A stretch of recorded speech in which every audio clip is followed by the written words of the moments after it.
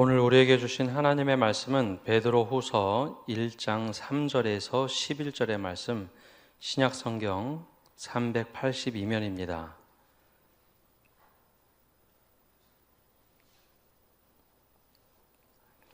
이제 하나님의 말씀을 봉독합니다. 그의 신기한 능력으로 생명과 경건에 속한 모든 것을 우리에게 주셨으니 이는 자기의 영광과 덕으로서 우리를 부르신 이를 알므로 말미암음이라. 이로써 그 보배롭고 지극히 큰 약속을 우리에게 주사 이 약속으로 말미암아 너희가 정욕 때문에 세상에서 썩어질 것을 피하여 신성한 성품에 참여하는 자가 되게 하려 하셨느니라. 그러므로 너희가 더욱 힘써 너희 믿음의 덕을, 덕의 지식을, 지식의 절제를, 절제의 인내를, 인내의 경건을, 경건에 형제 우애를, 형제 우애에 사랑을 더하라. 이런 것이 너희에게 있어 흡족한즉 너희로 우리 주 예수 그리스도를 알기에 게으르지 않고 열매 없는 자가 되지 않게 하려니와 이런 것이 없는 자는 맹인이라 멀리 보지 못하고 그의 옛 죄가 깨끗하게 된 것을 잊었느니라. 그러므로 형제들아 더욱 힘써 너희 부르심과 택하심을 굳게 하라. 너희가 이것을 행한즉 언제든지 실족하지 아니하리라. 이같이 하면 우리 주 곧 구주 예수 그리스도의 영원한 나라에 들어감을 넉넉히 너희에게 주시리라. 아멘. 오늘은 성령의 열매 9번째 또 주님의 성품으로 우리 절제에 대하여 함께 말씀을 나누고자 합니다. 자녀들을 키울 때 가장 본능으로 충실한 시간은 바로 식사 시간입니다. 그런데 이 식사 시간을 이용해서 하는 교육을 보고 우리는 오래전부터 밥상머리 교육이다라고 불렀습니다. 저도 어렸을 때 밥상머리 교육을 받은 기억이 납니다. 음식을 먹을 때는 쩝쩝거리지 않는다. 또 어른이 먼저 앉기 전에 자녀들이 먼저 자리에 앉아야 된다. 그리고 어른들이 앉을 때는 잠시 일어났다 앉는 것. 또 어른들이 먼저 숟가락을 들어야 이후에 자녀들이 숟가락을 든다.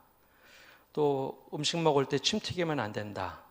쩝쩝거리며 먹지 않고 후루룩 하고 소리내서 국물을 마시지 않는다. 또 밥그릇 안에 있는 밥풀은 다 먹어야 된다. 또 수고한 농부들에게 감사한 마음을 가져라. 이 밥상머리 교육을 받았던 기억이 납니다. 근데 왜 밥상머리 교육일까 하는 생각을 해봅니다. 가장 본능이 충실한 시간, 지금 배고파서 빨리 밥을 먹어야 되는데 사람은 본능대로 사는 사람이 아니라 바로 예절도 지키고 이 절제를 통해서 배워야 할 것이 많다고 하는 시간, 그 시간이 바로 밥상머리에서 이루어지는 교육이 아니었는가 생각이 됩니다. 사실 사람이 먹고 자고 싸는 일 중에 가장 본능으로 우리가 직접 뛰어드는 일이 사실 먹는 거죠. 근데 그때 본능대로 살지 말고 절제하라는 겁니다. 근데 이런 것들이 우리나라에만 있나 동양에만 있나 그렇지는 않은 것 같습니다. 오히려 요즘에 보면 서양의 밥상머리 교육이 훨씬 더 엄격한 것 같습니다. 우리 서양 사람들은 식사 시간이 굉장히 길죠. 그런데 자녀들이 어려도 반드시 식탁 의자에 자기 자리에 앉게 합니다. 그리고 이때 배우는 교육이 있는데 아이들이 아무리 밥을 빨리 먹어도 부모님이 밥을 다 먹고 치우기 전까지는 절대 자리에서 일어나지 않는다라는 것. 이것을 교육시킵니다. 그래서 아이들은 식탁에 올 때 때로는 책도 가져오고 자기가 놀거리도 가져옵니다. 식탁에 올려놓는 것이 아니라 옆에 이렇게 놨다가 부모님의 식사가 길어지거나 대화가 길어지면 아이들은 크게 떠들지 않고 자기 할 일을 합니다. 그림을 그리든지 장난감을 조용하게 가지고 놉니다. 이때 반드시 지켜야 하는 것이 있는데 부모님들 대화에 끼어들지 않는다라는 것, 그리고 어른들이 이야기하면 거기에 큰 소리로 옆에서 이야기해서 방해하지 않는다. 그리고 누군가가 이야기하면 경청한다. 이게 바로 식탁에서 배우는 밥상머리 교육입니다. 오히려 우리보다도 서양에서 최근 이렇게 교육하는 것이 훨씬 더 엄격합니다. 경고 몇 번 하고 경고대로 따르지 않으면 식사 끝난 후에 아주 호되게 혼이 나죠. 이 시간만큼은 본능을 좀 내려놓고 오랫동안 참는 것, 그리고 타인에 대한 존중을 배우는 시간이 됩니다. 그러고 보면 동양이나 서양이나 가장 본능대로 살아야 할 그 밥 먹는 시간에 아주 철저하게 절제를 배우고 사람에 대한 존중을 배우는 시간으로 교육을 하죠. 이거는 사람의 본능대로 사는 존재가 아니라 바로 가치 중심의 삶을 살아야 된다라는 것을 보여주는 교육입니다. 그래서 어디 가든지 사실 이 절제라는 것은 아주 아름다운 미덕으로 이야기합니다. 교회에서도, 특별히 신앙에서도 이 절제는 굉장히 중요한 가치입니다. 그래서 성령의 열매로서 마지막 맺어야 할 열매로서 절제를 말하고 있죠. 하나님의 성품을 우리에게 주시는 것 중에 하나도 이 절제입니다.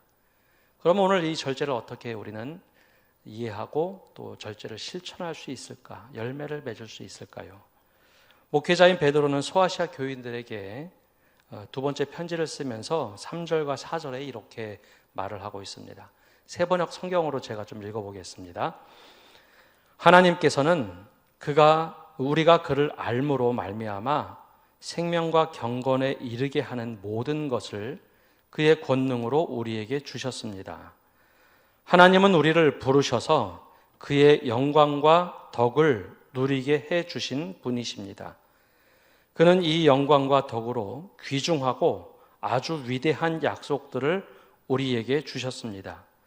그것은 이 약속들로 말미암아 여러분이 세상에서 정욕 때문에 부패하는 사람이 되는 것이 아니라 하나님의 성품에 참여하는 사람이 되게 하시려는 것입니다. 아멘.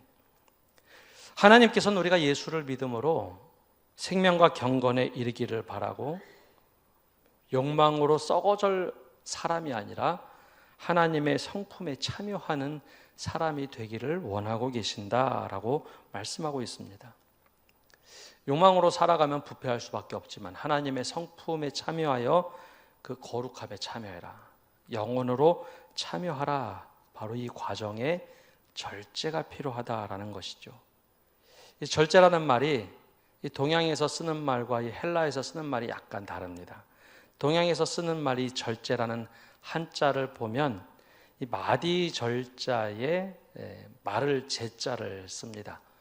그래서 어떤 한 단위 안에 내가 이걸 안에 틀을 잡고서 이거 넘어가지 않는 것, 이것을 절제라고 합니다. 아마도 여러 농경사회에서 벼농사를 짓다 보니 이것도 내 것 같고 저것도 내 것 같고 삐뚤삐뚤한 농사 이 텃밭 혹은 논두렁을 보면서 이 내 틀을 벗어나지 않는 것, 이것을 절제로 이해했던 것 같습니다. 헬라어에서 말하는 절제라는 것은 엔 크라테이아라는 말인데 엔 안에다가 크라토스 힘을 가둔다라는 겁니다. 그래서 내 힘이 밖으로 막 퍼져나가는 것이 아니라 그 안에 자기 스스로 통제하고 절제하는 것. 그래서 자기 안에 힘을 이렇게 가둬두는 것, 이것을 절제라고 했습니다. 근데 왜 이것이 중요한가 하면 먼저 우리가 생각해 봐야 될 것은 교회 안에는 오랫동안 내려오는 7가지 죄가 있습니다. 성경에서 말하는 7가지 죄, 즉 교만, 탐욕, 질투, 분노, 음욕, 식탐, 낙태, 이것을 교회에서는 오랫동안 7가지 죄라고 불렀죠. 근데 이것이 삶 속에 막 삐집고 나올 때 바로 이 절제가 되지 않아서 이런 죄악이 생긴다라고 보았죠. 그래서 욕망으로부터 어떻게 절제할 수 있는가? 이것을 굉장한 미덕으로 생각했습니다. 그래야 성령의 열매를 맺을 수 있기 때문이죠. 제일 먼저 우리에게 절제가 필요한 영역이 있는데요. 바로 욕망을 우리 마음에서 제거하거나 뽑는 일입니다. 즉, 욕망을 절제하는 것. 이것이 가장 먼저 우리에게 필요한 절제의 모습입니다. 그래야 마음밭에 다른 것이 심겨져도 자랄 수 있기 때문이죠. 그렇지 않으면 이것이 불쑥불쑥 자라서 우리의 신앙을 갉아먹고 우리 인생을 갉아먹게 되어 있습니다. 베드로는 5절에서 7절까지 이런 얘기를 합니다. 그러므로 너희가 더욱 힘써 너희 믿음의 덕을 덕의 지식을, 지식의 절제를 절제의 인내를, 인내의 경건을, 경건의 형제 우애를, 형제 우애에 사랑을 더하라. 하나님의 성품을 이루어가는데 믿음으로 시작해서 덕과 지식을 쌓아가는데 여기에 절제가 필요하다는 거죠. 지식을 많이 가졌다고 중요한 것이 아니라 어떻게 절제를 하느냐, 즉 욕망을 어떻게 다스리느냐, 이것이 하나님의 성품에 이르는 가장 기본적인 조건이다라고 말을 합니다. 제가 처음에 밥상머리 교육에 대해서 말씀을 드렸는데요. 제가 스승으로 모셨던 목사님은 밥상머리 교육을 교육자들하고 늘 했습니다. 언젠가도 한번 말씀드린 적이 있는데, 우리 목회자들은 대접받는 것이 굉장히 익숙합니다. 근데 익숙함에 경계하지 않으면 우리 본성들이 쉽게 나오는 자리가 또 그런 자리이기도 합니다. 성도들이 목회자들을 집으로 초대해서 식사 대접하는 일이 예전에 섬기던 교회에서 자주 있었습니다. 그러면 목회자들 여러 명이 가서 식사를 할 때 목사님이 웃으면서 교육자들에게 종종 이야기를 합니다. 목사님 웃으면서 옆에 있는 상에 있는 것 드시면 안 돼요. 더 달라고 하지 마세요. 이렇게 웃으면서 은퇴 얼마 남지 않은 목사님이 이야기를 했습니다. 웃으면서 이야기하셨지만 굉장히 심각한 경고였습니다. 왜 그랬는가? 성도 집에 가서 식사를 할 때 더 달라고 하는 것, 그게 큰 문제가 되지는 않지만 그 목사님이 나중에 이제 이런 얘기를 해주시는데요. 성도들이 알아서 목회자 상에는 많은 양을 담는다는 거죠. 그런데 그것이 부족하다고 옆에 상을 탐하는 것, 혹은 더 달라고 하는 것은 그건 식탐이라는 겁니다. 다른 곳도 그렇겠지만 담임 목사님 앞에서 이렇게 요구를 한다고 한다면 혼자 있을 때 혹은 다른 성도들과 목회자가 있을 때 이런 욕망에 대한, 욕심에 대한 것이 주체가 되지 않을 것이다 라고 생각을 하셨던 거죠. 아무리 이게 사소한 것 같지만 그게 7가지 죄악에서 말하는 탐심이나 혹은 식탐에 해당하는 것이기도 합니다. 그러니 지금 절제를 배우라라는 거였습니다. 제가 목회자를 비유해서 얘기해서 그렇지 이게 목회자만의 이야기는 아닐 겁니다.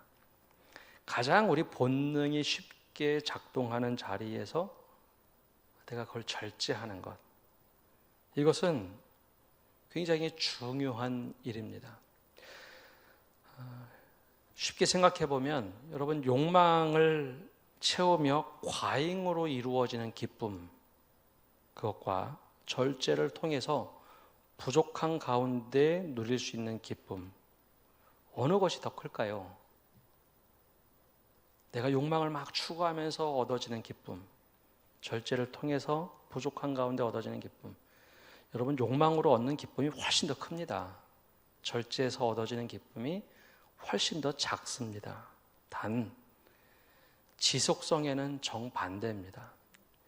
욕망으로 내가 어떤 것을 막 과잉으로 채워서 얻어지는 기쁨들은 대체적으로 지속성이 짧습니다. 그래서 그 지속성을 더 늘리고자 선택하는 방법이 더 욕망을 더 채우는 것. 근데 그 결과가 보통 이렇게 끝나죠. 더 채우려고 하면 더 채울수록 절대 빈곤에 빠진다는 겁니다. 참 이상하죠. 더 채우는데 더 허기가 지는 것, 마치 당뇨병하고 참 비슷합니다. 반대로 절제를 통해서 얻어지는 기쁨은요, 생각보다 기쁨의 정도가 크진 않습니다. 단 뿌듯한 마음은 있습니다. 깊은 기쁨이 있죠. 그 대신 짧은 기간이 아니라, 야, 그거 참 내가 그때 잘했다. 내가 절제하기를 참 잘했다. 그렇게 하지 않아서 다행이다. 그 기쁨은 오래 갑니다. 그래서 이 기쁨이란 것이 순간적으로 쾌락을 추구하는 것은 욕망이겠지만, 절제를 통해서 얻어지는 기쁨은 오래 가기 때문에 그 기쁨의 지속성이 훨씬 더 작으면서도 크다는 것이죠. 먹는 것만 봐도 우리가 금방 알 수 있습니다. 정말 배부르게 너무 많이 먹어서 포만감이 생기면 당장은 기분이 좋죠. 근데 그 다음에 오는 건 후회입니다. 야, 너무 많이 먹었다. 힘들다. 근데 적당히 내가 절제해서 먹는 사람들은, 야, 그래 하나 덜 먹은 거 다행인 것 같다. 적당하다. 다음에 또 무엇인가 할 때 적당량만 무엇인가 추구할 수 있습니다. 여기서 말하고 있는 이 절제는 내 욕망에 대한 절제입니다. 내 마음에 대한 절제죠. 마치 씨앗을 뿌려서 토양에서 무엇인가 자라도록 땅을 기경하는 겁니다. 피도 뽑고 내 자신을 스스로 힘을 통제하는 것. 이것이 우리에게 필요한 절제입니다. 근데 이러한 절제는 사실 기독교에서만 이야기하는 것이 아닙니다. 모든 종교의 수도자들은 이 절제를 하면서 살아갑니다. 또 일상 삶에서도 이 절제만 해도요, 참 괜찮은 사람처럼 보입니다. 아, 저 사람은 저렇게 하지 않네. 신앙을 갖지 않더라도 현인들, 현자라고 불리는 사람들은 대부분 절제를 합니다. 바로 이 가장 먼저 그리스도인들에게도 변화된 삶의 첫 출발은 바로 이 욕망을 절제하는 힘입니다. 바라기는 우리 모든 성도 여러분들이 이 절제, 특별히 욕망을 절제할 수 있는 힘들을 가지시기를 간절히 바랍니다. 그런데 그리스도인들은 여기서 끝나면 안 됩니다. 두 번째, 왜 절제를 하는가에 대한 이유가 있어야 됩니다. 그냥 절제를 해서 좋은 사람이 아니라 성경에서 말씀하고 있는 절제의 이유는 경건에 이르기 위해서입니다. 하나님의 성품에 참여하기 위해서 몸을 단련하고 내 영을 단련하는 것이죠. 욕망을 제어하는 것으로만 끝나면 그거는 그냥 괜찮은 사람이 됩니다. 그러나 정말 주님을 닮아가기 위해서 더 노력하는 사람, 경건을 위해서 더 노력하는 사람, 이것은 또 다른 차원의 더 성숙한 절제입니다. 절제의 덕을 굉장히 잘 보여주는 말씀이 고린도전서 9장 24절과 25절입니다. 우리 24절과 25절 말씀은 세번역 성경으로 함께 읽어보겠습니다. 경기장에서 달리게 하는 사람들이 모두 달리지만 상을 받는 사람은 하나뿐이라는 것을 여러분은 알지 못합니까? 이와 같이 여러분도 상을 받을 수 있도록 달리십시오. 경기에 나서는 사람은 모든 일에 절제를 합니다. 그런데 그들은 썩어 없어질 월계관을 얻으려고 절제하는 것이지만 우리는 썩지 않을 월계관을 얻으려고 하는 것입니다. 아멘. 첫 번째 절제는 내 욕망을 절제하는 것이라면, 이 두 번째는 내가 더 경건해지고자, 내가 더 주님을 닮아가고자 하는 삶의 절제입니다. 우리나라 축구 선수 중에 월드 클래스로 불리는 선수 중에 한 명이 손흥민 선수입니다. 그 선수의 일화가 참 많죠. 얼마나 절제된 삶을 살았는가. 그가 어렸을 때 그의 아버지가 손흥민을 데리고 가서 훈련할 때 2003년부터 6년 동안 매일같이 똑같이 한 훈련은 다른 화려한 기술이 아니라 볼트래핑, 드리블, 슛과 패스, 기본기에 초점을 맞췄다고 합니다. 공 80개를 가져가서 3, 4시간씩 공 가지고 노는 게 아니라 기본기만 열심히 하면 나중에 전술이나 다른 것들은 그냥 따라온다. 그래서 그렇게 다른 모든 것 제쳐두고 그렇게 오랫동안 기본기만 가르쳤다고 하죠. 더 짧게 훈련하는 법 혹은 더 누구한테 부탁해서 국가가 대표가 된다거나 그런 건 관심이 없고 나하고의 싸움에서 최선을 다하는 것, 그런 절제를 보여줬습니다. 근데 이런 것이 지금도 이어지고 있다고 합니다. 손흥민 선수가 언젠가 한번 인터뷰 때 그런 얘기를 했습니다.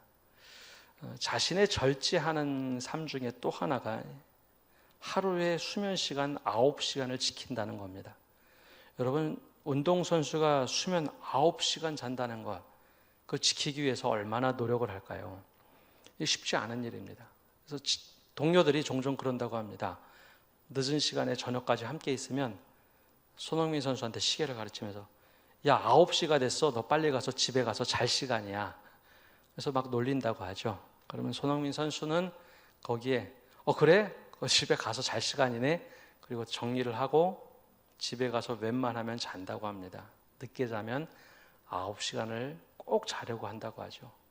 더 좋은 선수가 되기 위해서 몸의 컨디션을 최고의 수준으로 올리고자 하는 자신의 삶에 대한 절제입니다. 운동선수도 이렇게 절제를 철저하게 합니다. 근데 사도 바울은 우리에게 이야기하죠. 선수들이 자기와 싸움에서 이겨서 최선을 다하는 그 모습이 있는데 우리는 그것보다 더한 은혜를 받고자 살아가는데 어떻게 우리가 노력하지 않을 수 있겠느냐. 몸을 쳐서 경건에 이르자라고 이야기합니다. 우리가 말씀 한 번 더 보는 것, 기도 1분을 더하는 것, 그것은 마음의 시간들이죠. 우리가 쳐서 스스로 하나님 앞에 이렇게 기도하고 내 삶의 절제를 통해서 하나님께 더욱더 가까이 나가는 경건의 훈련이 있어야 합니다. 근데 여기서 우리가 놓쳐서는 안 되는 것이 있는데요. 이거는 다른 사람과 비교하거나 싸우고 내가 더 높은 자리에 올라가기 위함이 아닙니다. 그는 내 스스로 경건의 훈련을 하는 거죠. 이 믿음을 누군가 싸워서 이기는 것으로 착각을 하면 왜곡된 모습을 갖기가 참 쉽습니다. 월드클래스 선수인 손흥민 선수와 비교할 수는 없지만 또 다르게 유명했던 선수가 있습니다. 역대 사이클 선수 중에 랜스 암스트롱이라는 선수는 전 세계 모든 사이클 역사를 갈아치웠던 선수입니다. 가장 어렵다는 뚜르드 프랑스에서 7번이나 우승을 했고 또 고환함을 극복하고도 우승을 해서 모든 사람들이 열광하는 사이클 선수였습니다. 그런데 그가 어느 날 한 기자가 약물을 투여하는 것 같다라는 이야기를 접하게 됐습니다. 취재를 하다가 도핑 테스트도 받아보게 했고 결과는 무혐의였습니다. 근데 이 기자가 계속 취재하다 보니까 실제로 미국 팀 전체가 우승을 위해서 아주 오랫동안 약물 투여를 했습니다. 그리고 마지막에 도핑 테스트를 해보니 지금까지 도핑 테스트에 걸리지 않는 약물을 오랫동안 투여를 했다라는 것을 찾아내게 되죠.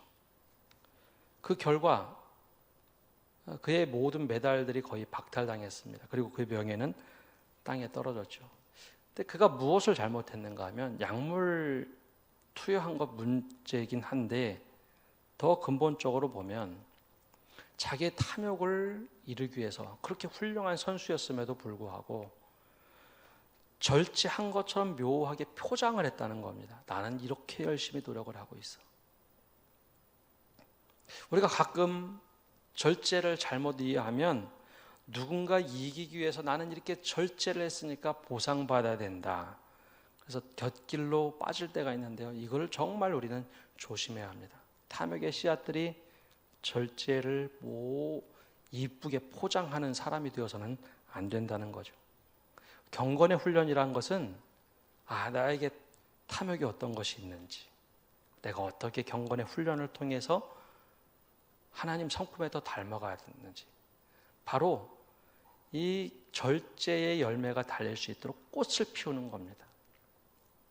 내 스스로 경건 훈련을 하면서 내 스스로 하나님 앞에 더 나아가면서 절제의 열매가 달릴 수 있도록 내 스스로 꽃을 틔우는 시간. 그 시간이 없으면 절제의 열매가 맺어지지 않습니다.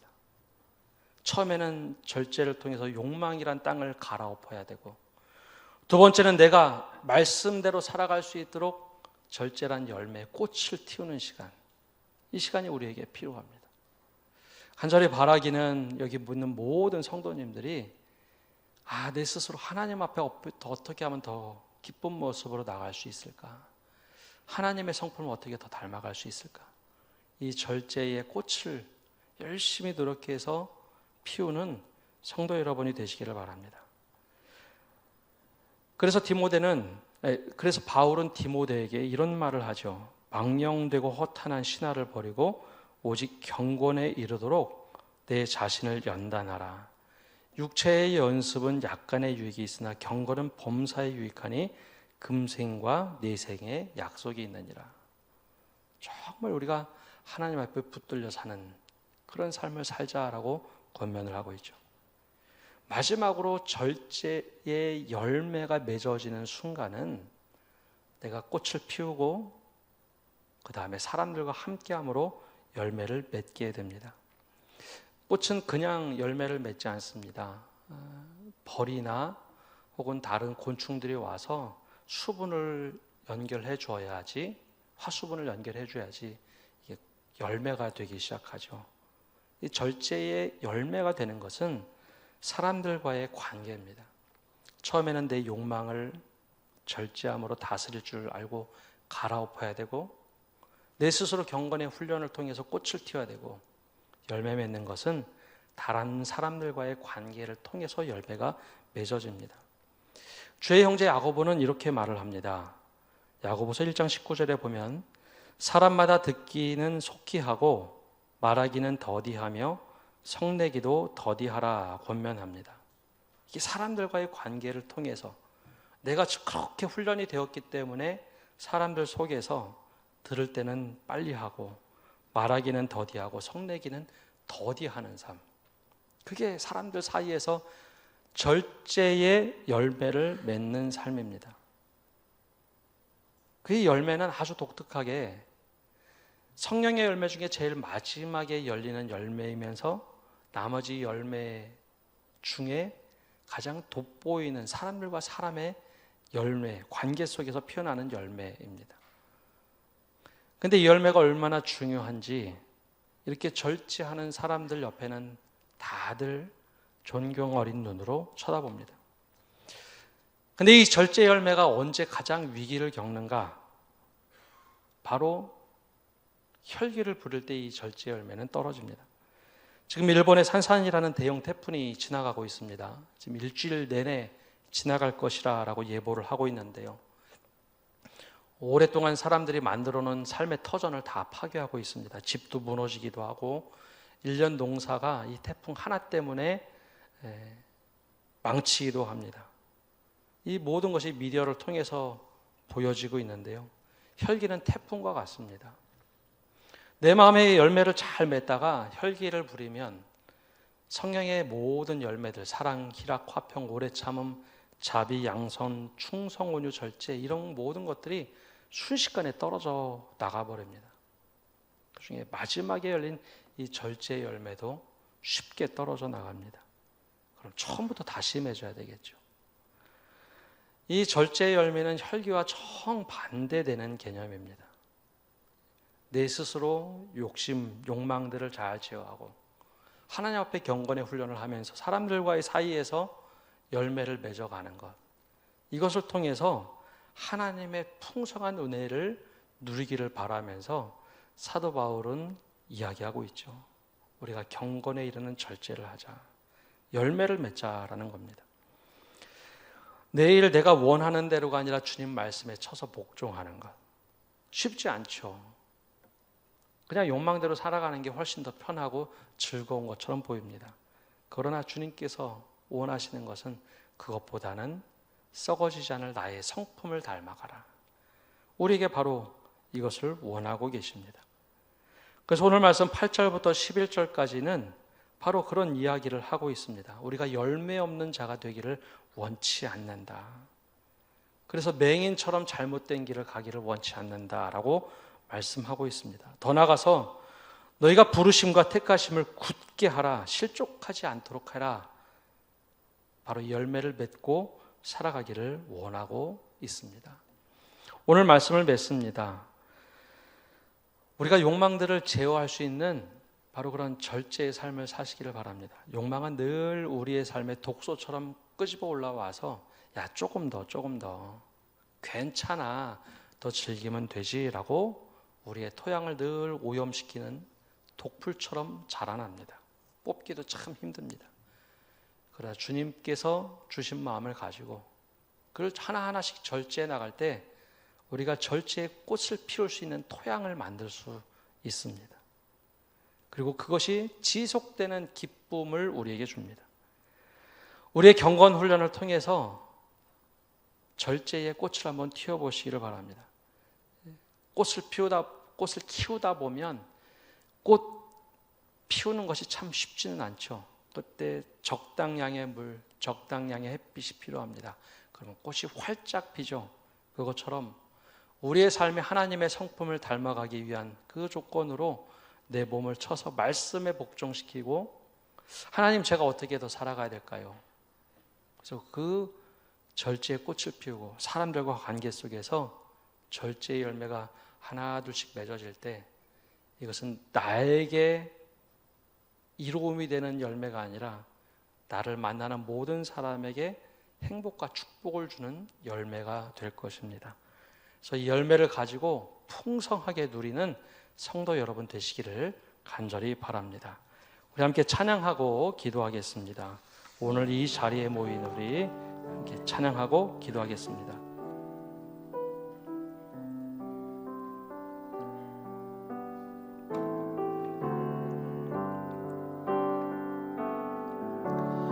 오늘 이 자리에 모인 우리 어린 양 예수 따라가는 무리 되게 하소서. 성령의 충만한 임재 아래 어둡던 우리는 밝아져서 주를 보게 하소서. 당신의 겸손함, 당신의 거룩함, 당신의 정직함 우리에게 보이사 내 안에 교만함, 내 안에 천박함, 내 안에 거짓됨 모두 벗어버리고 어린 양 예수 따라가는 무리 되게 하소서. 당신의 겸손함, 당신의 겸손함, 당신의 거룩함, 당신의 정직함 우리에게 보이사 내 안에 교만함, 내 안에 천박함, 내 안에 거짓됨 모두 벗어버리고 어린 양 예수 따라가는 무리 되게 하소서. 우리 함께 기도하며 나갑시다. 제일 먼저 내 마음밭에 어떤 욕망들의 잡초들이 크고 있는지 그것을 뽑아낼 수 있는 믿음을 달라고, 그것을 갈아엎을 수 있는 믿음을 달라고 믿음의 토양을 위해서 기도합시다. 두 번째는 주님, 우리가 주님의 성품을 닮아가고자 경건에 이르러야 하는데 어떻게 경건의 훈련을 해야 될까요? 주님, 우리의 연약한 이 영혼의 건강을 지켜주옵소서. 더욱더 강건하게 해주십시오. 경건에 이르게 해주십시오. 우리 절제를 통하여 경건에 이르도록 해달라고 우리 기도합시다. 마지막으로는 하나님, 우리가 사람들과 살아가면서 절제의 열매를 맺게 해달라고 기도합시다. 그 절제의 열매 때문에 우리 가족이 기뻐하고 우리 성도들이 기뻐하고 내가 속한 모든 곳에 절제의 열매를 통하여 기쁨을 함께 누릴 수 있는 사람이 되게 해달라고 합심해서 기도하며 나가겠습니다. 기도하겠습니다. 하나님 아버지, 이 시간에 기도하며 나갑니다. 하나님, 우리의 삶에 수없이 많은 욕망들이 불쑥불쑥 솟아올라버리고 있습니다. 하나님, 밥을 먹을 때 아주 사소한 것을 할 때 우리의 욕망들이 계속해서 솟아올라서 우리의 믿음을 무너뜨리고 우리의 삶을 무너지게 할 때가 참 많이 있습니다.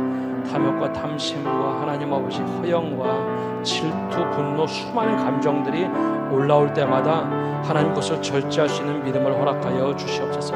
그 땅을 갈아엎고 그 피를 뽑을 때마다 하나님 아버지 수고의 땀을 흘리게 하시고 절제를 통하여 우리 힘을 가둘 수 있는 은혜를 허락하여 주시옵소서.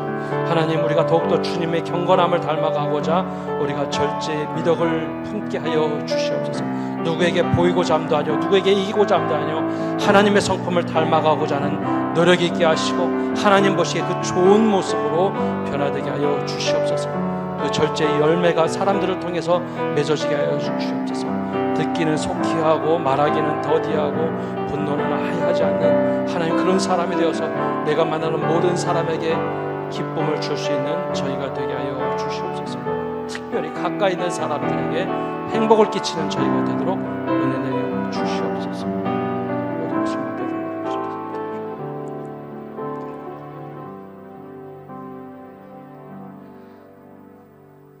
하나님, 우리의 모습을 보면 우리가 익숙할 때 우리 본능 속에서 나오는 욕망들이 얼마나 잡초처럼 많이 생겨나는지 우리 스스로를 돌아봅니다. 우리 절제함을 통해서 이것을 뽑아내게 하시고 갈아엎게 하시고 믿음의 씨앗이 떨어져서 이 토양 가운데 온전히 자라도록 우리 마음을 기경시켜 주시옵소서. 주님을 닮아가고자 하는 그 경건의 훈련 가운데 절제함을 통하여 더욱더 성숙한 믿음을 갖게 하여 주시옵소서. 뻔히 알면서도 나태와 게으름 속에 마음은 원하지만 몸이 따라주지 않고 경건의 생활은 전혀 없는 우리의 모습 불쌍히 여겨주시고 경건의 훈련을 통해서 특별히 절제를 통해서 주님의 성품에 더욱더 한 걸음 다가가게 하여 주시옵소서.